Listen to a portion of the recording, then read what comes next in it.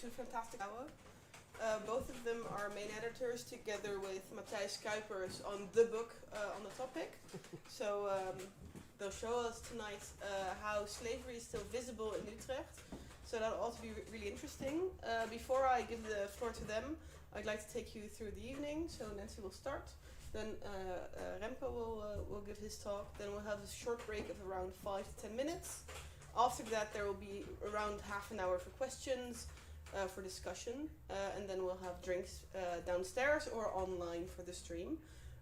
So without further ado, please give a warm welcome to Nancy.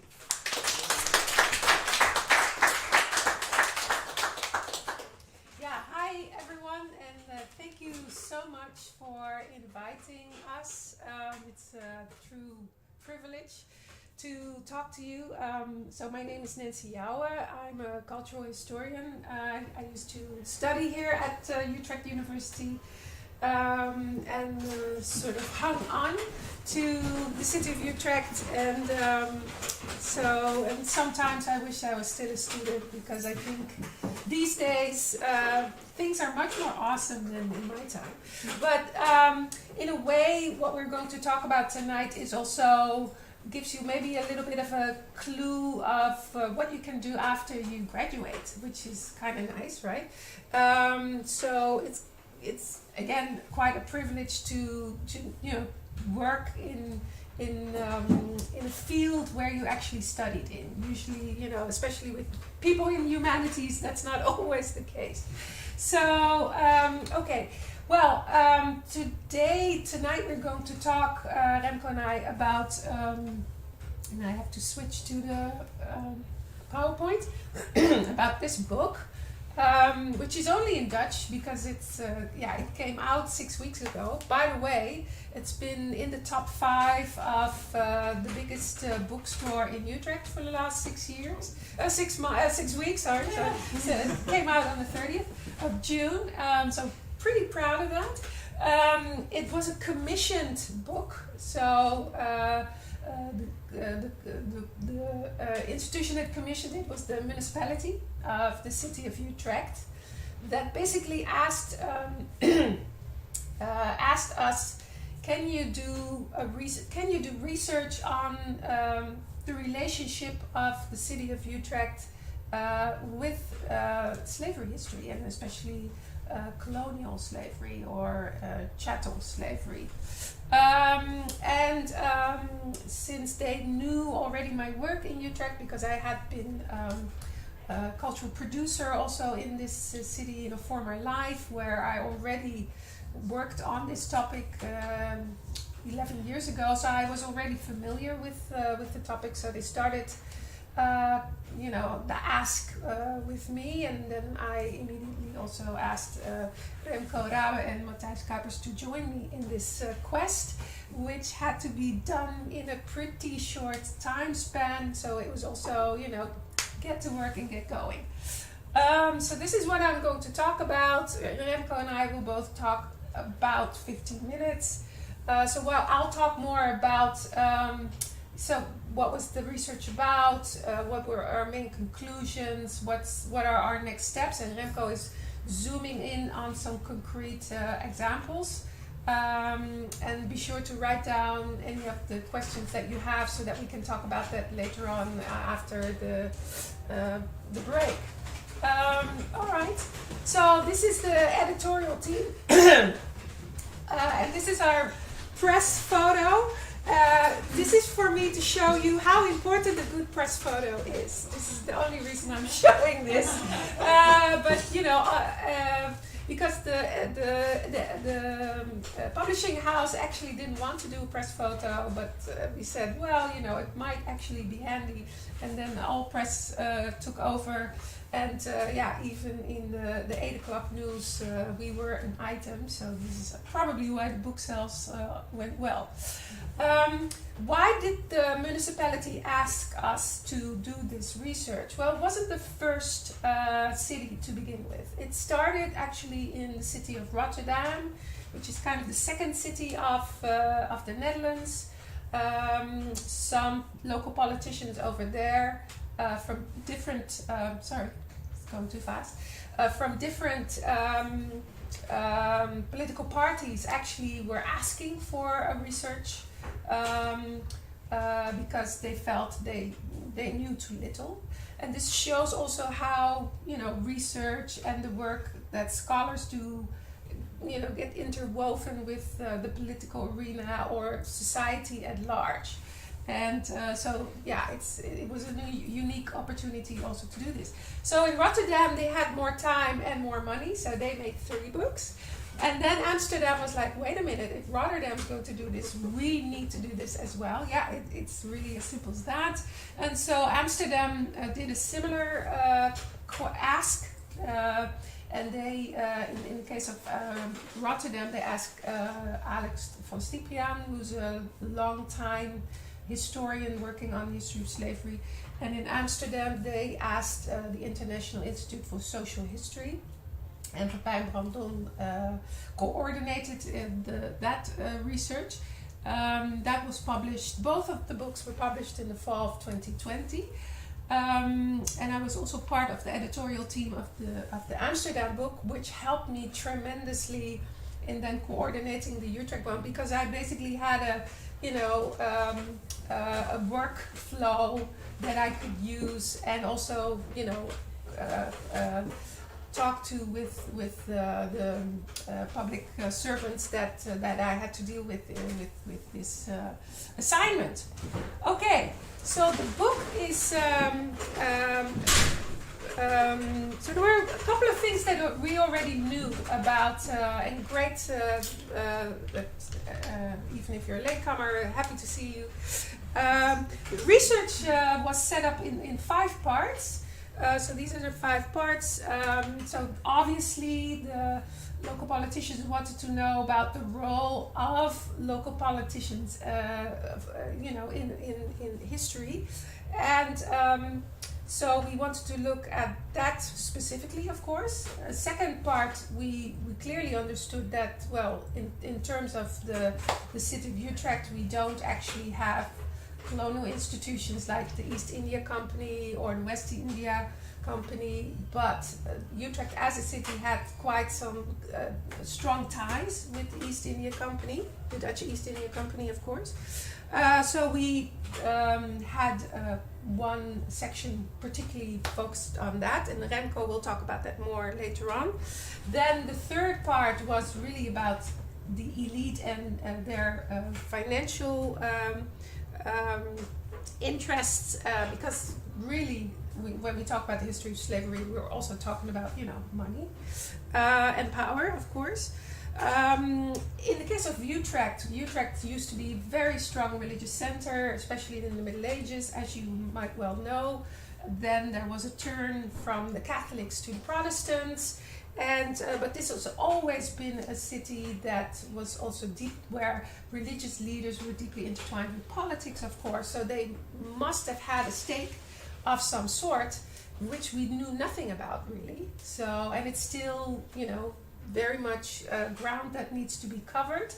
But partly people who were inspired by the church and religion also used, those insights for actually pushing against slavery. So the abolitionists were also very important in the city of Utrecht. And fifth, black presence in Utrecht. That was our 5th part of our book. That is also to show that for already 5 centuries there have been black people coming to Utrecht, both as enslaved servants but also as free people. So it's also important to take them into the equation. So this is a multi-actor story that we're telling here, which also comprises of different centuries. So we're talking about early modern history, but we're also talking about the 19th century and also the 20th century. So this is sort of the overall conclusion of our research, which I've never talked about in English before. So, but basically what it says is that the city was formerly took formally part in the history of slavery through the politicians, through institutions, through the the political elite, and they have had profited directly and indirectly from this colonial exploitation, and this colonial exploitation was based on production systems that have been set up in Africa, Asia, and the Americas. So we're talking also about a global history here. We're not just talking about transatlantic slave trade, which is a way that people usually think about it. Like I said, it's a city without large colonial institutions, but nonetheless, the city is very much attached to this history. And it has an afterlife, so there is a connection with social relations currently, and so this is also, I think, something that has been developing more the last sort of decade, I would say, because we could say, to give a little bit short context, in the 20th century, basically there was a big silence around this history. It wasn't seen as important, but it was also not seen as Dutch history. It was something that maybe had to do with the US, but certainly not with the Dutch. And that dominant idea, that dominant discourse, I think, has been dismantled, or we're dismantling it right now. So we had 8 conclusions. So like I said, the city was formally, institutionally speaking, involved in the history of slavery and connections to slavery. This is an important conclusion obviously for our commission, the municipality who commissioned it. There was also a large amount of personal attachment to it. You probably all know this particular street, so we're talking also about people who were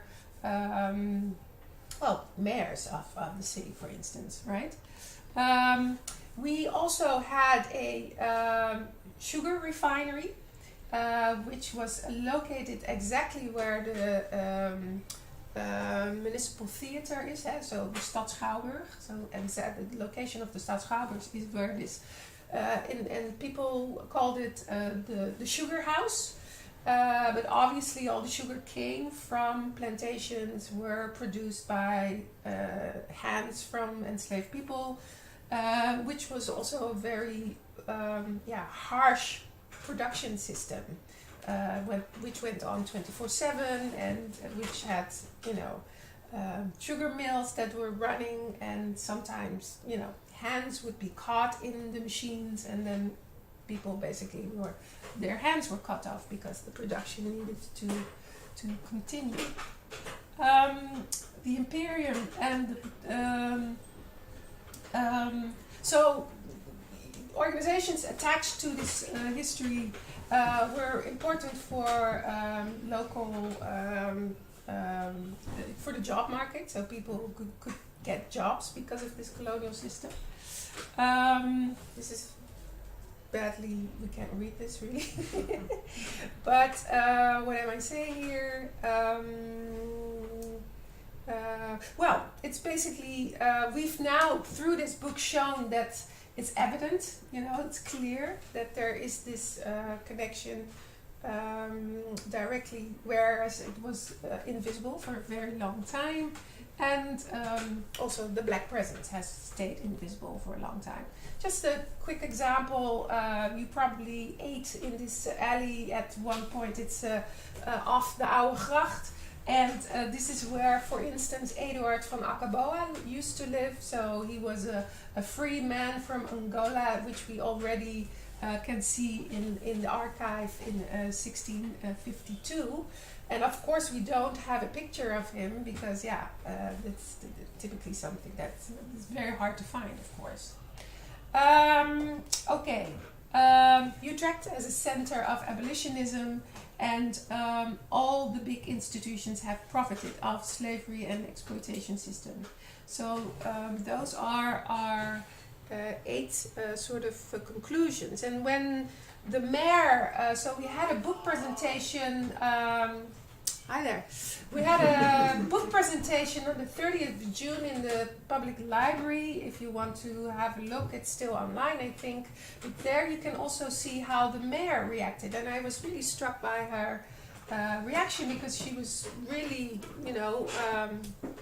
touched by it in some way, and felt our conclusions were quite harsh, but also harsh in the sense that it was kind of like a wake-up call to them. So for them it was really important to hear.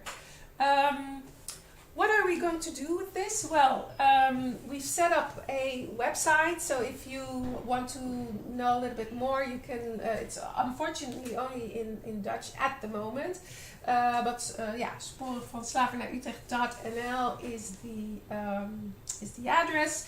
We're also providing weekly walking tours through the city, so if you're interested, look us up. We have a theater group called Sites of Memory, which they've been inspired by our book and already made a theater production out of it, which will be on show in October. If you're interested, you can book. It's almost sold out, but if you are still interested, tickets can be had at the municipal theater, and there will be a podcast series. If you have ideas, come up to us. We're happy to facilitate. Remco is now going to talk about some examples, but just to give you an idea, we can already locate 50 locations throughout the city center where we can find these stories. And just the Janskerkhof, where we're now sitting, we're sitting at number 6, I think. But number 12, number 13, number 15, number 17, that's all, houses where slave owners actually lived and were also sometimes connected to the municipality of Utrecht. So I'm now switching to Remco, who will continue.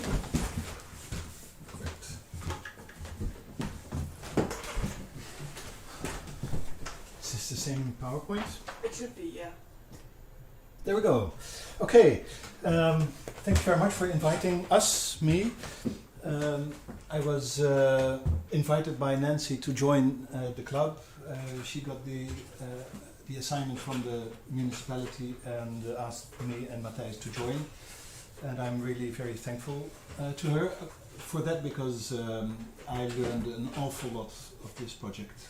When I started it, of course, I knew that there were connections between people in and from Utrecht and the slavery systems, but not that it was so intensive and so big. So it was a very exciting journey we did. Well, Nancy showed you the map of Utrecht. Before I zoom in, I want to zoom out a little bit. Because before we can talk about buildings and people, etc., we should be aware how global this history actually is. That Utrecht is connected to a global system of exploitation driven by profit seeking. In fact, as I say, colonialism is about actually mostly about the mobilization of labor.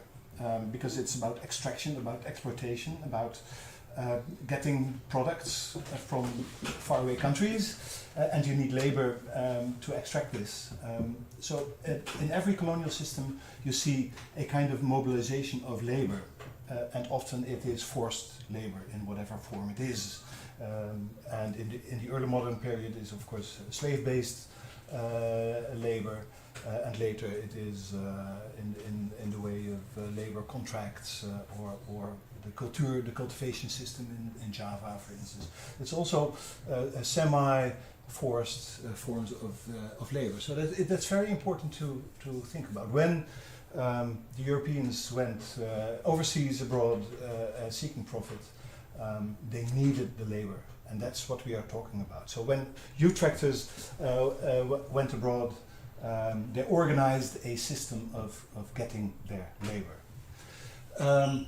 And of course, historians talk about center-periphery systems. The center is Europe, where the capitalist system is evolving, etc. And it's using the cheap labor in the so-called periphery. We can discuss about whether that's the right term.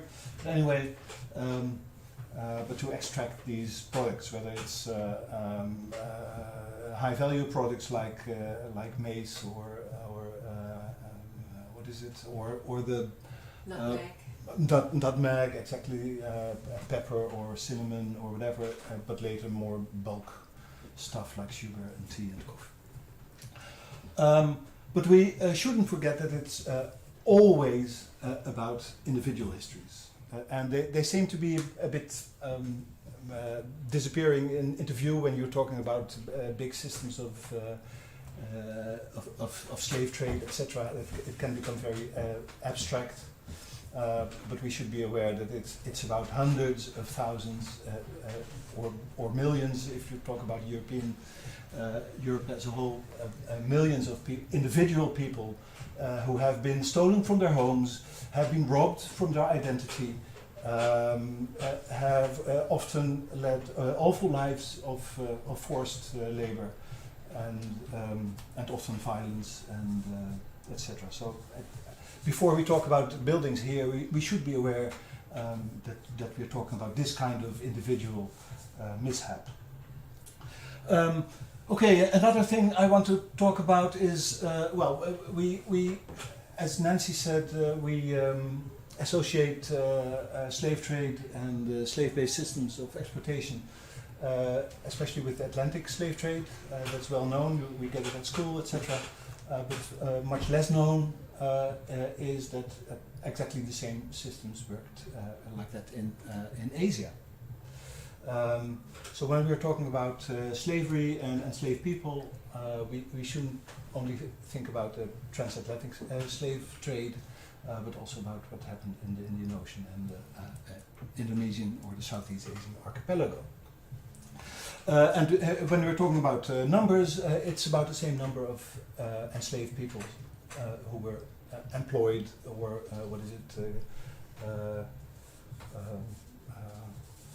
used in Asia as it was in the Dutch colonies in the Atlantic. So I think it's very important to be aware of. You can see it on the map. This is the VOC world. This is the West Indian Company world. But the slave systems were active in the Indian Ocean as well.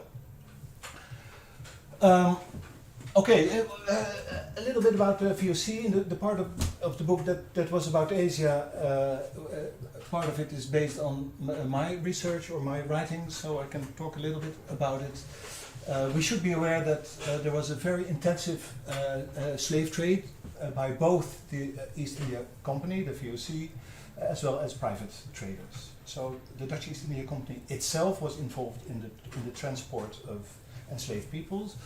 They very early on, in the early 17th century, they were already aware that they needed the labor, and Jan Pieterszoon Koen said, we cannot have enough of them. He was already aware in the 1610s that the labor was very much needed. So what did they do? There were some centers of concentrations of enslaved people, of course Batavia, but also Makassar, the Banda Islands, where the nutmeg was produced, was completely based on slave labor, and Cape Town in the south of Africa. Those were the main concentrations of enslaved peoples. But actually, in every establishment of the VOC, we encounter thousands of enslaved people. Their tasks were, of course, in the household, but also on the plantations, in the gardens, as they were called, but also in the mines. And what was fairly typical, but we see it in the West too, is that enslaved people were sent out to the street and said, okay, you earn your money there and you bring the profits home. So they engage in a kind of labor market too. So they are used as as forced laborers, but they do it in a kind of labor market system. When you look at the sources, most of the enslaved people try to escape at one time or another, and I think that's very important. There are not that many slave rebellions, but on an individual level we see that resistance exists always and everywhere, and I think that gives evidence of that there is no kind system of slavery. No one likes to be enslaved. Actually, it's a very dire situation. So almost everybody tries to escape at one point or another. In total, at least 600,000, and that's a very modest assessment. People have been enslaved in the VOC establishment in Asia. The origins are almost everywhere. In the early period, it was from the eastern part of India. Also, the VOC got enslaved peoples from Madagascar. Later on, in 1668, the VOC conquered Makassar, which is the main city in Sulawesi, Celebes, and that was a node, that was a hub of slave trade. And at that moment, there were many slave raiders were based in Makassar, but the moment that the VOC conquered Makassar, then we see all these enslaved people being channeled to the VOC establishment, to Batavia, and you see the curve rising enormously. Bali was a very important source of enslaved people, and later in the 18th century, it's the eastern part of the archipelago. And here we see, we don't have many pictures of enslaved people. That's, of course, they're in a pictorial sense, they're also written out of history. But there are some, if you're looking at it. Nancy is working on a new book on the kind of pictorial history of enslavement.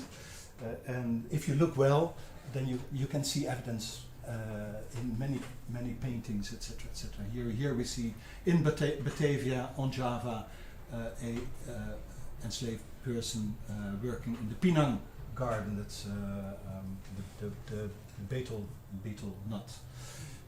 And here we see on Sri Lanka two, an enslaved man and a woman in a Dutch company. All right. So what about Utrecht? Well, Nancy talked a little bit about it. There is we can talk about several kinds of involvement. One is the political involvement. So the municipality was active in stimulating colonial activities. They elected representatives in the chambers of the West India Company and the East India Company. And of course, many administrators, many people from the political elite were themselves investing in colonial activities. So there's a very high level of financial involvement of the political and economic elite in Utrecht, in slave-based systems of exploitation. But also the colonies were a source of employment for the Utrechters. We calculated that about 3,000 Utrecht men mainly were employed by the Dutch East India Company alone in the 18th century. So we're talking about only Asia, only the 18th century, and then we are already talking about 3,000. And what is more, we see in the ruling elites in the colonies, both in the West, but in particular in Asia, we see many Utrecht people high up in the hierarchy of the Dutch East India Company. So we see Sri Lanka, Ceylon at that time, had about 4 governors who were coming from Utrecht. And the Cape of Good Hope, so Southern Africa, had even 5 governors coming from Utrecht. So that's a relatively high percentage of people coming from Utrecht. So that's the involvement is very high. And many returned to Utrecht and spending the profits they made on their housing and their status and conspicuous consumption, etc., etc. Maybe, well, not everybody was involved in slave trade, him or herself, but everything you do that gets profit in the colony is depending on the labor of slaves. So every penny the people got was depending at least partly, or for a big part, on the labor of slaves. So now, ending my talk, the involvement of Utrecht University. I think we can see it on 3 levels. Let me see. Of course, the personal interest of people working at the university. For instance, Christian Hendrik Trots, who was a fairly famous lawyer. I think he was the first professor in Dutch political law in Utrecht, but he was also Rector Magnificus of Utrecht University. He was an owner of a plantation in Essequibo. That's a plantation area just west of Suriname. And his son even went there to live on the plantation. And another is Jan Akkersdijk, living in the 19th century already, and he is one of the abolitionists that lived in Utrecht. So it's not only the darker side, but it's also Jan Akkersdijk was also a lawyer, and he was very active in the abolitionist movement. So we see a personal involvement. Secondly, the development of the disciplines are often have profited from the colonial possessions. So if we're looking at natural history, biology, botany, but also the medical sciences and even law, if you think about the international law as it exists right nowadays, you cannot explain it without the colonial systems that were active in the 17th and 18th century. At the moment that Hugo de Groot contributed to the development of international law, for instance. So even the law department has profited from the colonies. And lastly, very many university premises carry the history of slavery and slave-based exploitation in the history of its construction. So money spent on building these houses or embellishing these houses, and that of its owners, the history of the owners themselves. And to give 2 examples, the Drift 27, you know it all because you're studying there. It's a university library. It was in the hands of a VOC high-ranking official, Johann Lauten. He was born just outside of Utrecht. He went to the university to study law. He got a good job in the Dutch East India Company. He went to Asia in the 1730s. He worked on Java for some time, and then he became governor of Makassar. And Makassar was that very important hub of slave trade. So he was responsible for the hub of the slave trade in Indonesia. Later he was governor of Sri Lanka. He became very rich. He got home with a bag of money which would nowadays be 16 million euros. So that's what he earned in Asia. And what's more, so he lived in London for some time, and then in the 1780s he bought this home at the Drift 27, and he lived there with his second wife, an English lady, but also with a servant he brought from Sulawesi, from Makassar. It was a gift, he said it was a gift from a local king, the king of Boni, and he said she was never a slave, but we have our doubts about that. She was very much depending on him. She followed him all of her life. Even when after he died, she stayed on in Utrecht. So Siti, as is her name, Nancy wrote about her in a book, was an Indonesian presence, slave presence in Utrecht.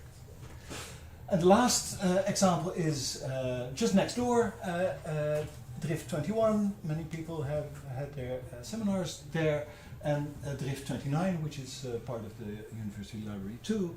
That was owned by a person called Johannes Willem Zwellengrebel, and he was a son of the governor of Cape of Good Hope and Hendrik Zwellengrebel. They were both born in the Cape of Good Hope, but they settled in Utrecht. Johannes Willem was sent to Utrecht to follow education. That was the practice at that time, that white sons especially were sent to Europe to follow school, to go to school. So he established himself in Utrecht. He got a legacy of the money of his father Hendrik, and Hendrik was not only a governor but was a big estate owner in southern Africa. So he got a lot of money out of that, and these estates were worked by both Khoisan people, so the African people living in South Africa, the original people you could say, but also by enslaved people imported to South Africa from mainly from Indonesia. So enslaved people were working on these estates, and so Governor Hendrik got his money from selling these estates, and Johannes Willem got his money from the legacy he got from his father. Okay, and there's much more. As Nancy said, Janskerkhof 13, which is religious studies and philosophy, it was owned by Jan van Voorst, and Jan van Voorst was not a VOC person, but he was a director of Elmina, which is in West Africa. It was the main slaving station of the Dutch in Western Africa and nowadays Ghana. He also traded in enslaved people himself, and he got a lot of money, I think 100,000 guilders at that time, so that's about €1 million nowadays, out of his private trade in enslaved people. And of course, if you're doing law, you know the Janskerkhof 3, which was the Statenkamer, which was the place where the Staten van Utrecht, the provincial states, were convening.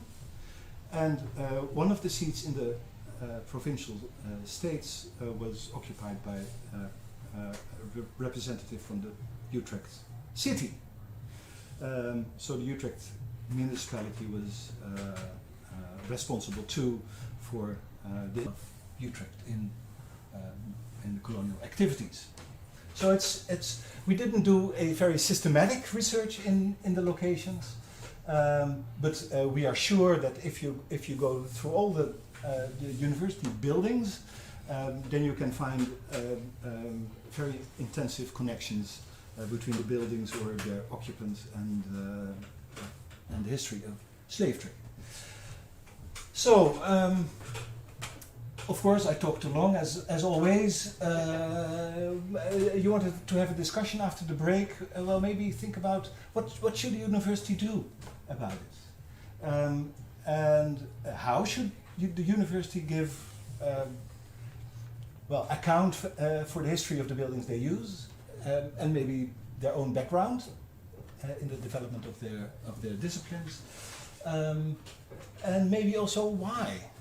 Why should the university do something about it? With what purpose? So it's maybe not even a moral question, but with what aim should the university give some attention to this part of the history of its buildings? So if you have ideas, let us know. So thank you very much for that.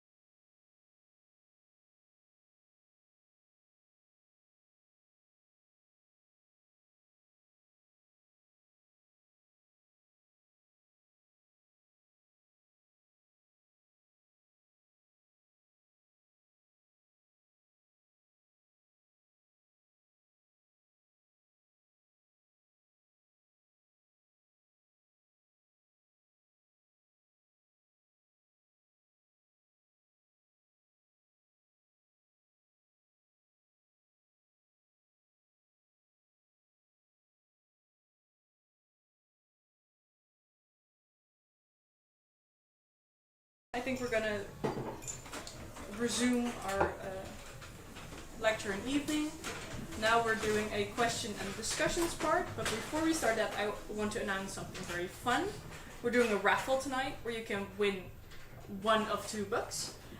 We have Slavernij in stad Utrecht, the book that we've talked about tonight, and we have Nederland, the Netherlands Slavery Heritage Guide, which is also for our international students a book which is bilingual. So how do you enter the raffle? There, next to Jellier, the guy in the red shirt, there's a stack of notes and a pen, and there you can write your name on a piece of paper, put it in a beer glass, and then we pick 2 names at the end of the night, and then you can, the first name picked can choose a book, and the other one gets the other book. So Awesome. that's the raffle. And I think we want to start the discussion by questions from the public. Also, if you're online in the chat, you can also ask questions there, and then we will ask them here live. Someone is moderating the chat over there. Does anyone have a question or a thought based on the talk we've had tonight? I see a hand over there, all the way in the back. Yeah. Yeah, that's it. Okay. Yeah, that's you. I was wondering if you could elaborate a little bit more on the Utrecht as a center of abolitionism, I think you mentioned.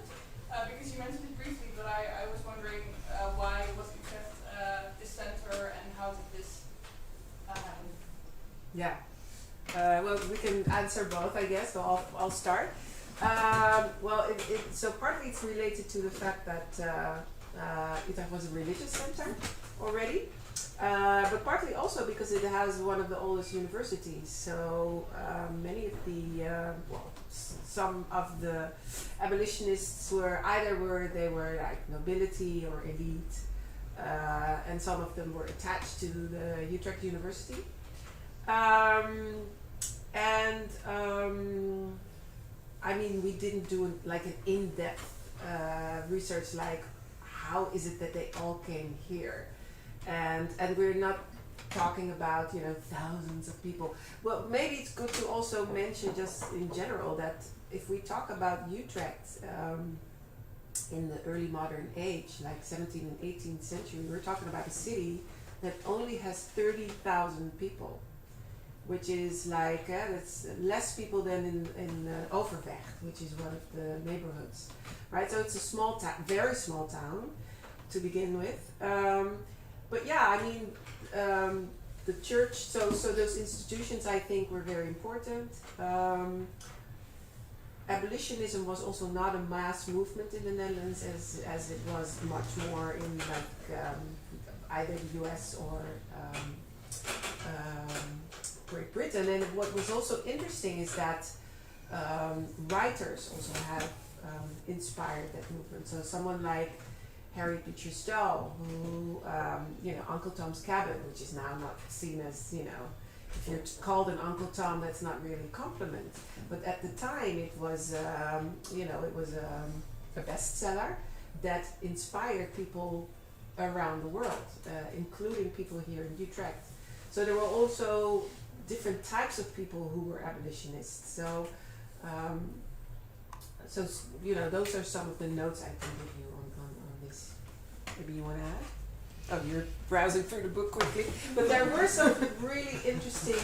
So the fact, for instance, one thing that struck me, which I did not know, was that Jan Akkersdijk used very different arguments to make his case for abolitionism, as opposed to, for instance, Nicolaas Beets, who was also, related to. He was a theologian at Utrecht University, but he was also a preacher. But he used much more sort of almost quote-unquote classic arguments, Christian arguments for abolitionism, and so they were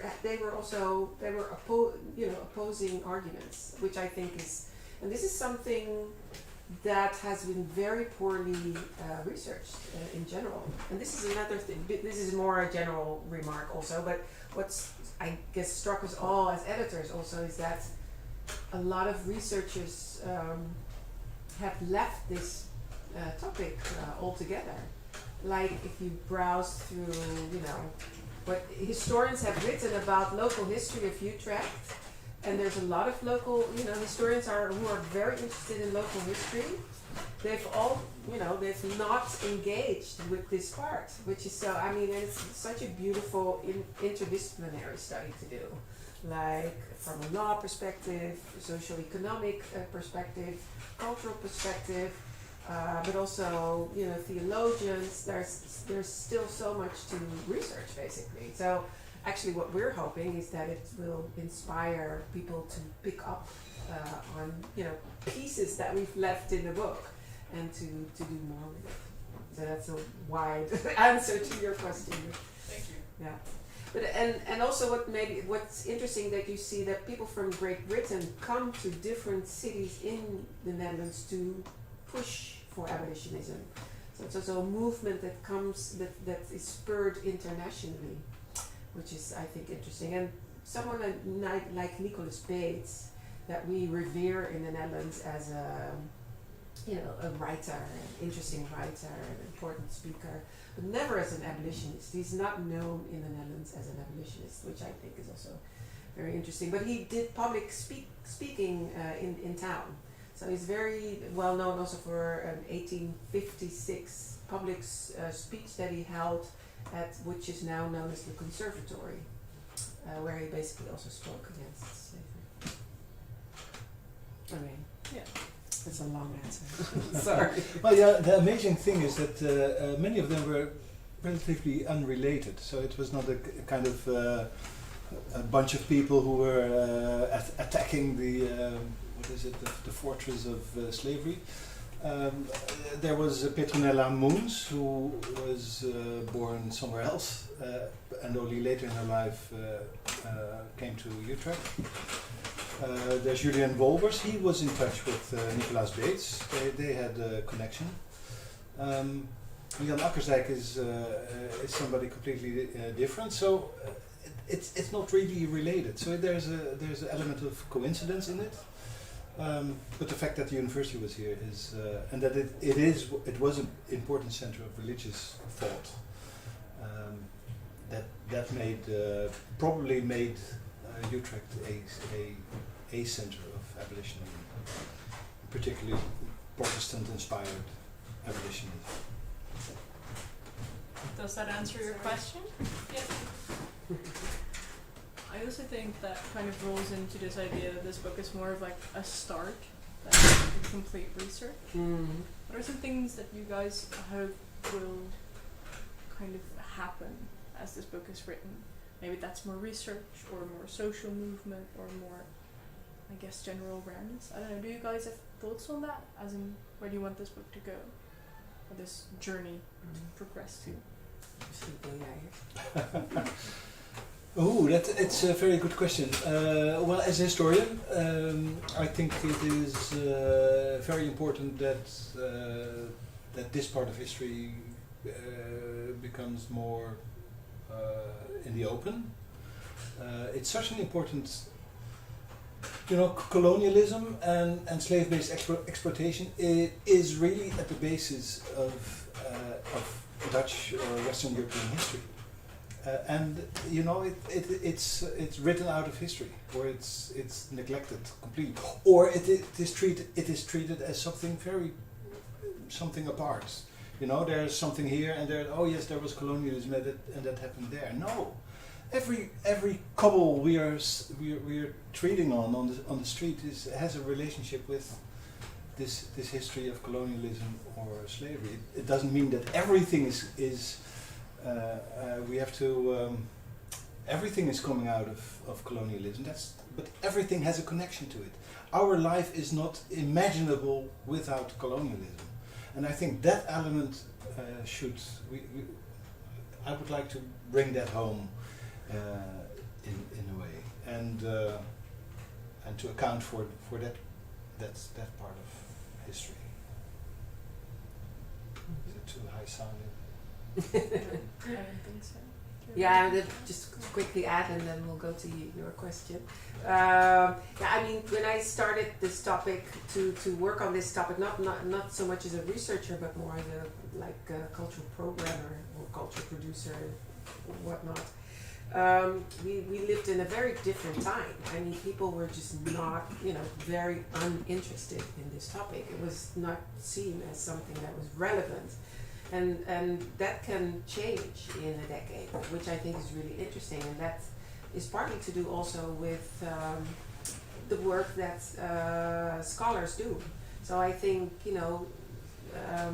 everyone has their place in society and their role to play in society, but I think the work of scholars and researchers in this case is you need that basis to push, and knowledge can be produced in an institutional setting like a university, but it can also happen outside of that. So I think that's also important to take with. And what I like the most in doing this kind of work is also that you work together with people who are organizers, researchers, but also artists, that we can inspire each other with this work. So I hope that source of inspiration continues. I am so happy. Yeah. Well, maybe we didn't hear the word apology or whatever. Maybe we avoided it. I'm not sure. Personally, I would. It would be a good gesture of politics to apologize for this history, but it only means something if it's rooted in knowledge and an awareness that we have thousands of people living in Utrecht who really carry this history of enslavement from their forebears, etc. And we don't see them either in the city or the history of the city. So apologies, that's fine, of course, and it's more a way of accounting for the history. So to show that you are aware that this history is there and it has very big consequences for the society here, but in particular for the people involved and their descendants. But it should always have a connection to knowledge and awareness, not only an apology. That doesn't. You mean as a symbolic gesture, Yeah. which is empty. Yeah. Yeah. Yeah. So there was someone back, and then yeah. I was wondering if the Medicapital of Utrecht already responded to your research. I mean, do they have any ideas of placing information next to the buildings that are connected to the slavery to work toward this acknowledgement by people that live here, for example? Are there any ideas about that, or? Yeah. No, that's a really good question. The process in Amsterdam was that it was also commissioned by the municipality. Then it was presented in the fall of 2020. And then because of and during COVID situation, the municipality took a little bit more time. But then they offered a formal apology on July 1st, 2021, during the annual commemoration of the abolishment of slavery, which always takes place at the Easter Park in Amsterdam, where the national monument for slavery is seated. So the municipality of Utrecht is considering a similar route. So that'll be interesting to watch what that process will entail. But they're working on it behind the scenes very clearly. So they take it. So the first books were presented both to the alderman responsible for the research and she's called Linda Fortman from the Green Left, and our mayor, of course, and both of them responded.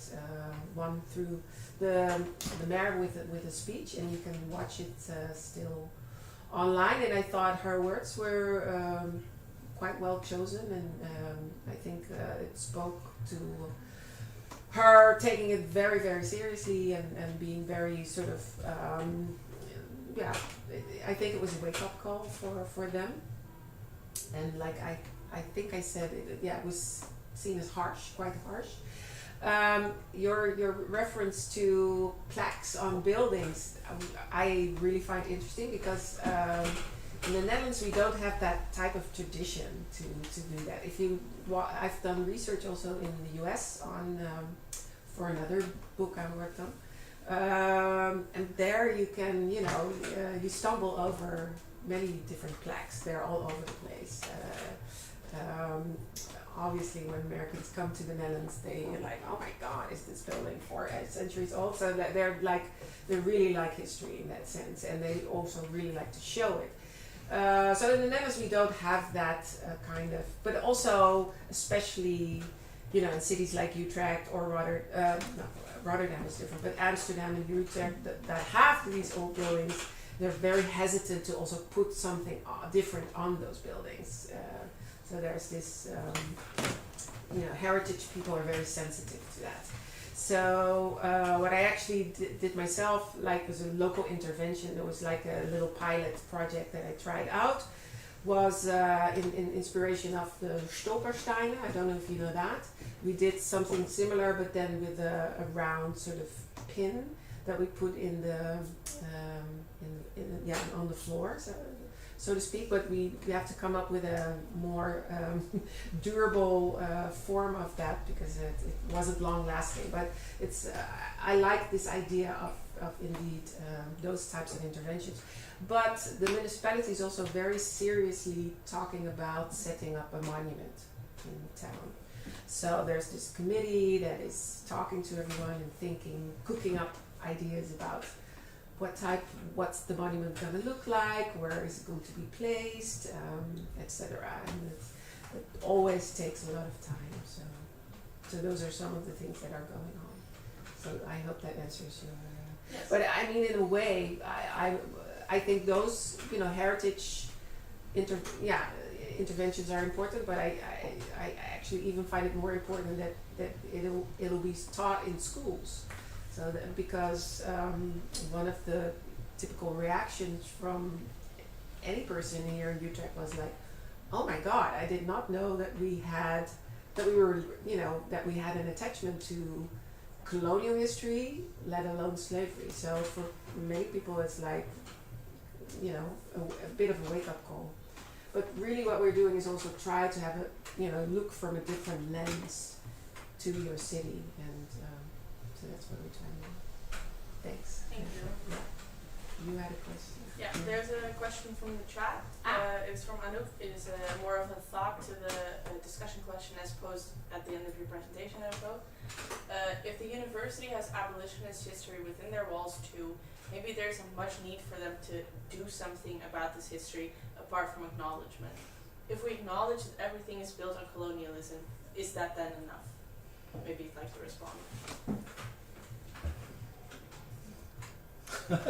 It's a very, very good question. No, acknowledgement is not enough. Then you're not processing an awareness.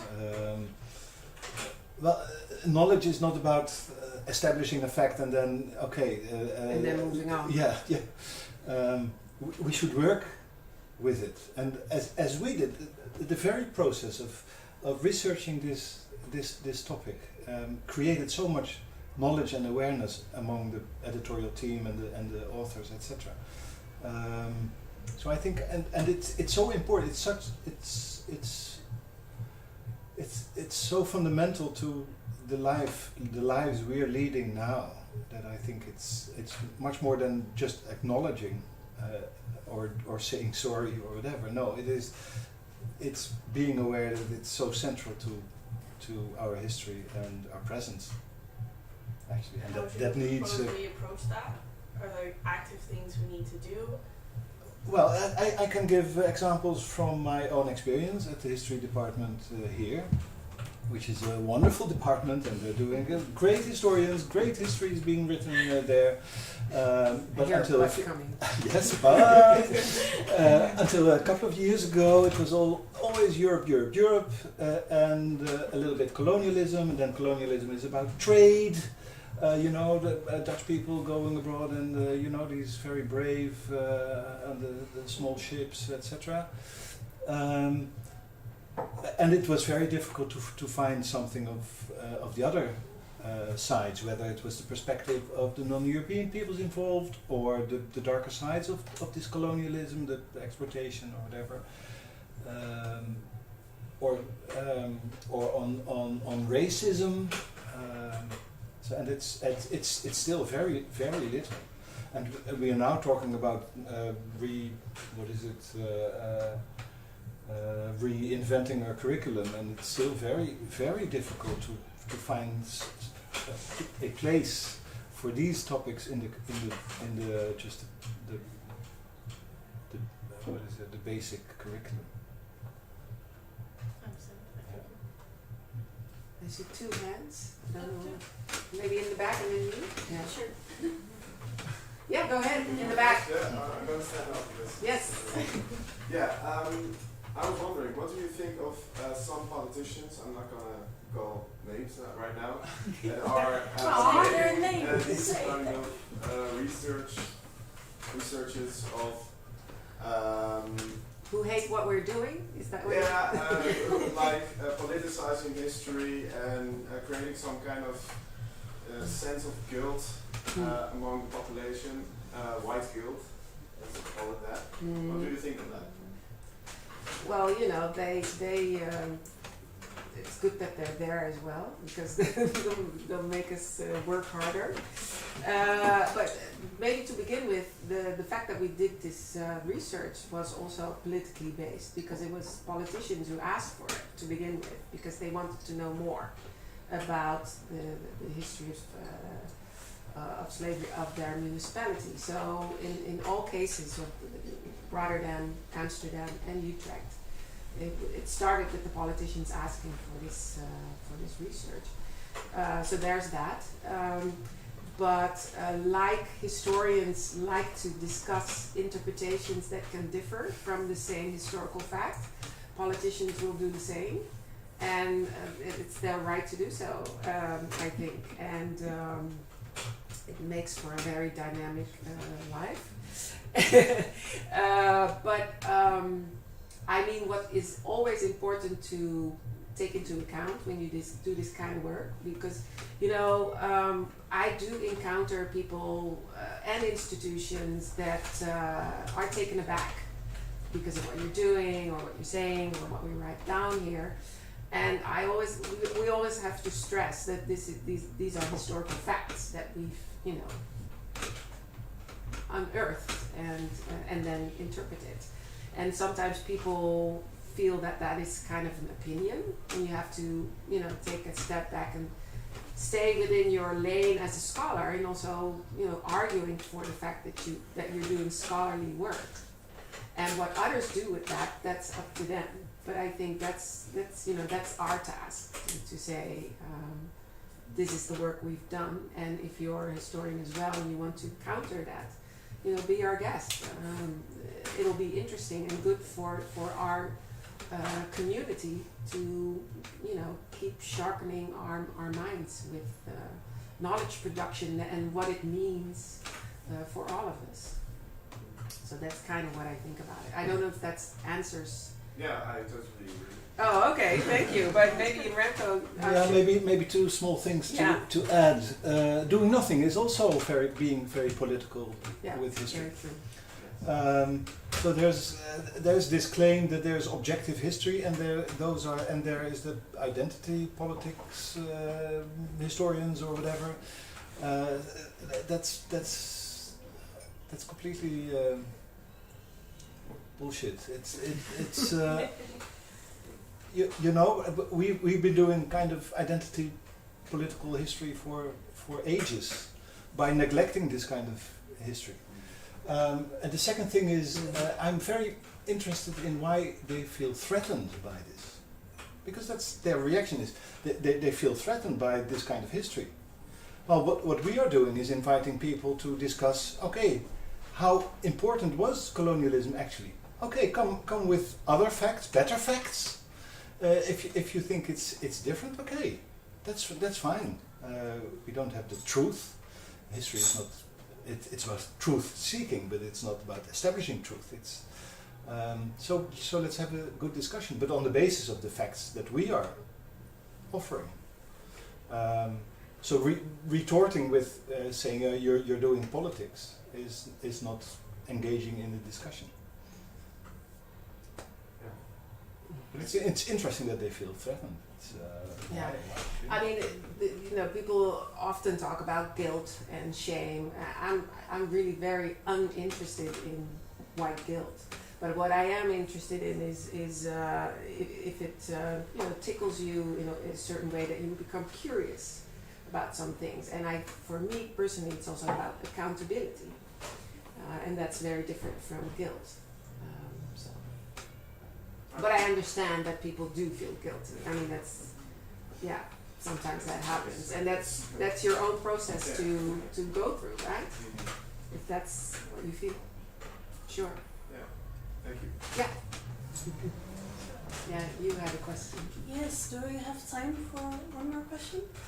I think so. Yes. I also have one more question. Oh, But yeah, I think you should okay. go first.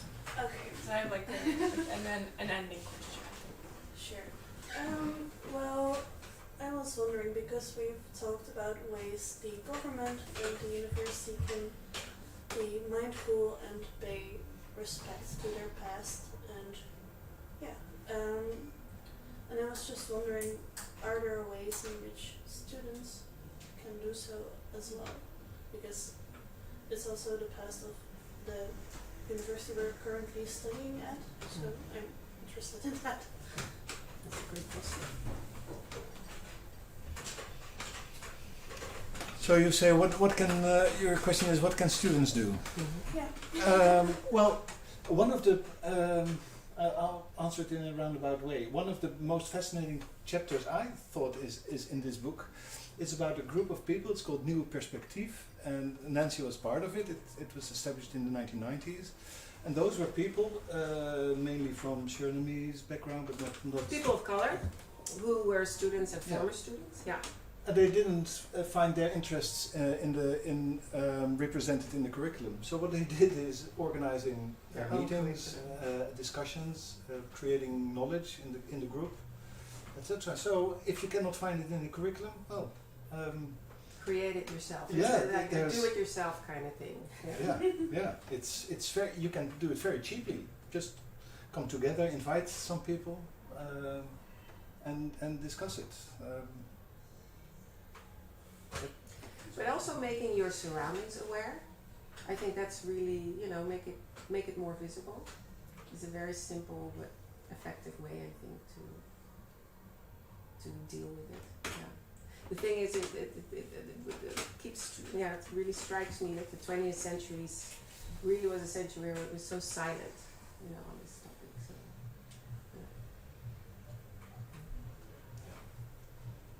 My rounding up question also kind of touches on the same subject, because we're here in a room with a lot of students, students to be, people who are going to start moving or already move in this academic world, and I was wondering, what is something like you would want us to know, or some advice, or something you would tell us, a group full of people who will probably interact with like scholarly work and the academic world.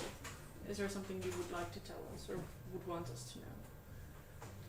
Well, one thing I want to stress is that the research that we've done was done with 5 students in our team, so 5 interns, and we could not have done it without them, very simply.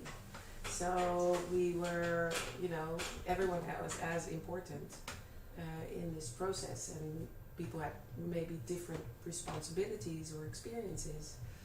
But I think, you can do this work if you really want to do this work. And you have to find your own passion and what you're curious about.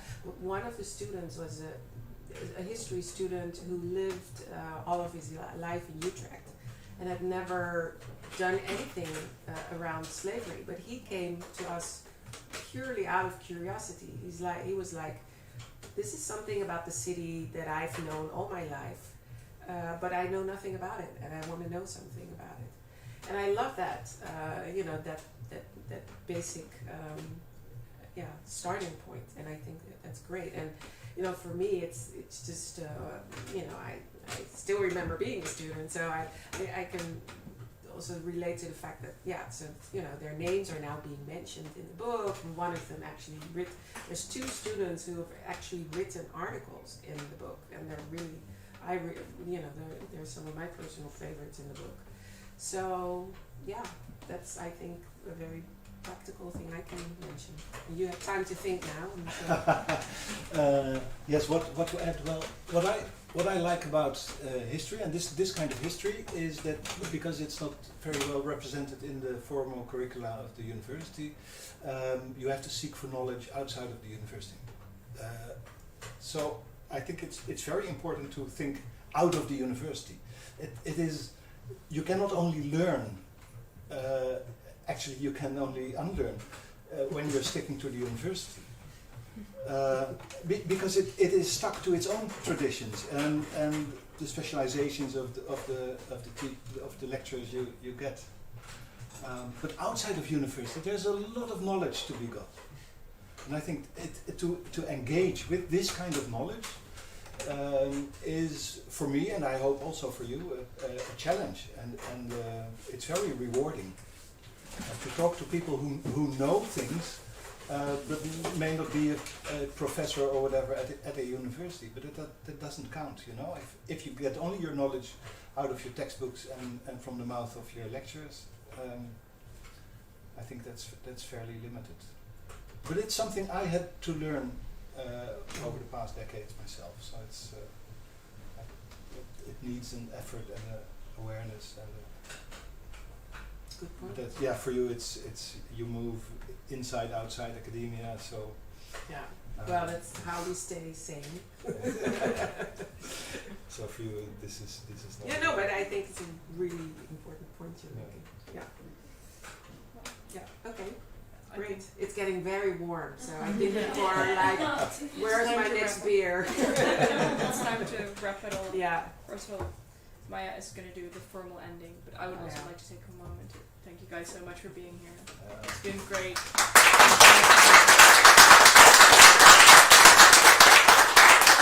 So now I am going to move on out of here and give the word to Maya. We'll do the formal thing. And then after that, I think people haven't really had the opportunity to put their names in the raffle bucket, so that will have to wait. Okay. Do that on your way out. Yes. Hello. Okay. Well, first of all, thank you so much for the really interesting talks and the discussion. We have a small gift for you. Thank you very much. And thank you all for being here. Thanks.